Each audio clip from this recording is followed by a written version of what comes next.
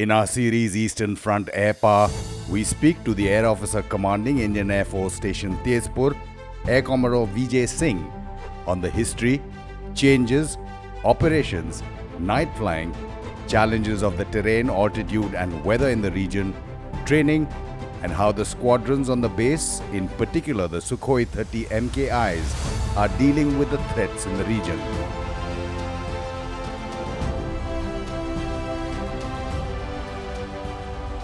This is StratNews Global. I'm Amitabh Revi. We're coming to you in this special episode from the Indian Air Force Forward Base, the Air Force Station in Tezpur. And our special guest today is the Air Officer Commanding Air Commodore V.J.Singh. Air Commodore, first of all, thank you so much, sir, for giving us time and showing us your operations. Yeah, you're most welcome, Amitabh. Yeah. I know this station has a varied and very illustrious history. Yeah. If you could tell us a little bit about it. Yeah, so Air Force Station Tezpur is a premier base of the Indian Air Force. And the history goes back to the World War II when the airfield was built by the British. And the Indian Air Force started operating aircraft in the late 50s from the Tufanis, Vampires, thereafter the Hunters came in, and thereafter the MiG-21s. And now we have the state-of-the-art Sukhoi 30 modern equipment at this base. Also, the base played a very important role in 1971 ops, wherein this was a major service center for the aircraft and equipment.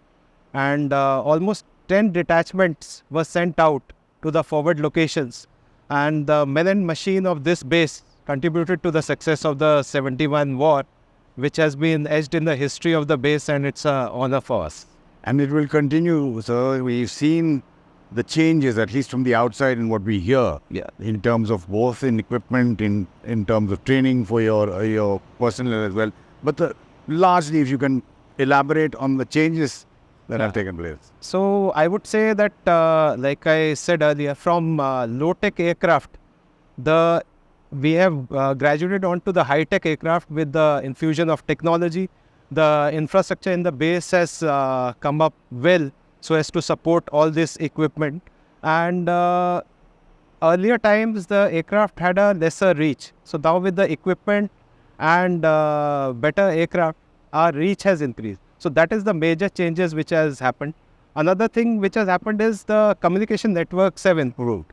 So like in the past, it used to take hours to get a message through, but now it is in a minute of seconds, which has improved the decision cycle for us. And Commodore, if you could again, because there will be a lot of lay viewers who will be watching this interview, in terms of operations, if you can explain to us. Yeah, so again, I would say that with modern aircraft availability, the better nav aids, better equipment, the aircraft can fly all weather 24/7. And considering the strategic location of this base in this region, it's very important to have a reach vis-a-vis all our borders. So that is, I think, the major change which is undertaken in the operations. And similarly, logistically, it's an important base where we are supporting the troops in the forward locations, where the fixed wing can't land, the helicopters go and support especially the armed. Sure. Yeah. A little bit more, because these, as far as I know, are critical in terms of operations. If you could elaborate on nighttime operations. Yeah. So I would say with the glass cockpit, avionics, better nav aids, instrument landing systems.